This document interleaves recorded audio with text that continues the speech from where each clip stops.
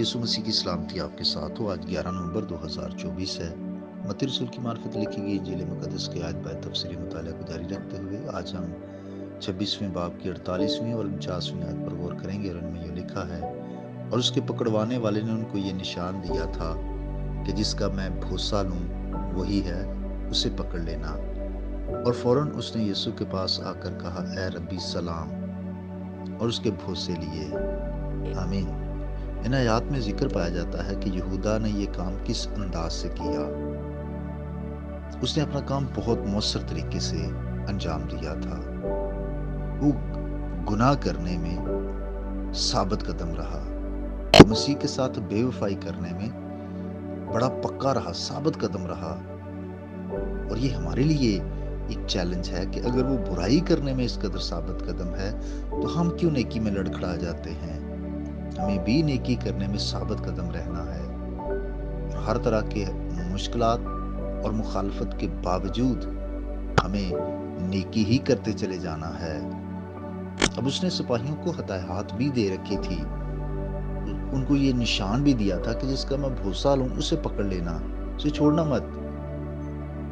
اب جب ہم لوکا 2 باب اور 30ویں آیت دیکھتے ہیں تو ایک موقع پر یسوع مسیح کو پکڑنے کی کوشش کی گئی، لیکن وہ اپنے پکڑنے والوں سے بچ کر نکل گیا تھا۔ اب یہودا اسکریوتی کا یسوع مسیح کا بھوسا لینا ایک مقصد تو مسیح کی شناخت کرانا تھا، اور دوسرا اس کو روکنا تھا تاکہ وہ پیچھے سے آ کر مسیح کو قابو کر لیں۔ اب یہودا نے بڑی مکاری سے اپنے مالک کا ادب کیا۔ وہ یسوع کے قریب آیا اور اس کو سلام کیا۔ بھوسا تو دوستی اور وفاداری کا نشان ہے، لیکن یہودا نے محبت اور فرض کے سارے اصول توڑ دیے۔ اس نے بے وفائی کی، اور ظاہر وہ ایسے کرتا ہے جیسے وہ بہت اچھا شاگرد ہے، بہت فرما بردار ہے، بہت محبت کرنے والا ہے، پیار کرنے والا ہے، لیکن دل میں تو کچھ اور ہی ہے۔ آج بھی بہت سارے لوگ مسیح کے ساتھ اسی طرح کا سلوک کرتے ہیں۔ ظاہر تو وہ کرتے ہیں کہ میں مسیح سے بہت محبت ہے، لیکن حقیقت میں ان کے دل خداوند سے دور ہے۔ وہ مکاری کے بھوسے لیتے ہیں۔ عزیز بھائی اور بہنوں، ہمیں مسیح کے ساتھ دکھاوے کی محبت نہیں رکھنی، بلکہ دل سے اس کے ساتھ وفادار رہنا ہے۔ خدا آپ کو برکت دے۔ آئیے ہم دعا کریں۔ یسوع مسیح میں ہمارے پیارے آسمانی باپ، ہم تیرا شکر ادا کرتے ہیں کہ تو زندہ خدا ہے۔ تیرے کلام کی سچائیوں کے بھی شکر گزار ہیں کہ جہاں پر جس نے غلط کیا تیرا کلام وہ بھی بتاتا ہے، جس نے اچھا کیا تیرا کلام وہ بھی ہمیں بتاتا ہے، اور ہم تیرا شکریہ ادا کرتے ہیں تیرے کلام کی سچی باتوں کے لیے۔ آج کی نئی صبح کے لیے بھی تیرا شکریہ ادا کرتے ہیں۔ زندگی اور زندگی کی ساری نعمتوں کے لیے ہمارے دل تیری شکر گزاری سے بھرے ہیں۔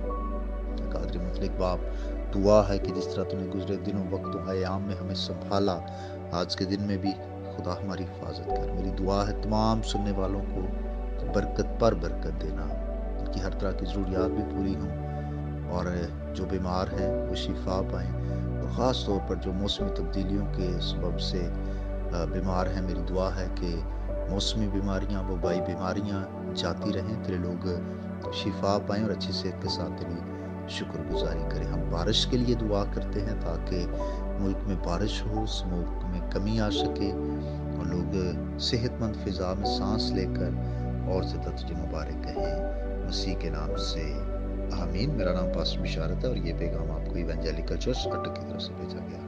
تک ہمارا چینل سبسکرائب نہیں کیا تو ابھی سبسکرائب کریں، اور بیل آئیکن کو کلک کر کے ہماری لیٹسٹ ویڈیوز کے بارے میں اپڈیٹ جانیں۔